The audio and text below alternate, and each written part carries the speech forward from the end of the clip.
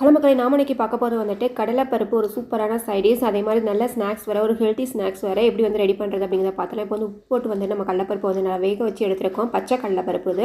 So அடுத்து வந்துட்டு தேவையான அளவு எண்ணெய், கடுகுளுந்தம் பருப்பு நல்லா பொரிஞ்சு வரட்டும். அடுத்ததாக இது கூட வந்துட்டு கொஞ்சம் கறிவேப்பிலையும் வெங்காயம் வந்து சேர்த்துக்கலாம். பெரிய வெங்காயம் வந்து ஆட் பண்ணியிருக்கேன்.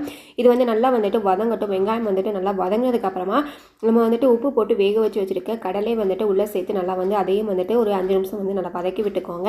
இதுக்கு ரொம்ப டைம்லாம் எடுத்துக்காது, ரொம்ப ஈஸியாக வந்து செஞ்சிடலாம். அடுத்ததாக பார்த்தீங்க அப்படின்னா கொஞ்சம் வந்து நான் ஃப்ளேவருக்காக வந்து கேரட் வந்து துருவி சேர்த்துருக்கேன். அதே மாதிரி வெங்காயம் வந்துட்டு பெரிய வெங்காயத்தை லைட்டாக துருவி சேர்த்துருக்கேன். தேவைன்னா சேர்த்துக்கோங்க, இல்லை வேண்டாம் அப்படின்னா ஸ்கிப் பண்ணிக்கோங்க.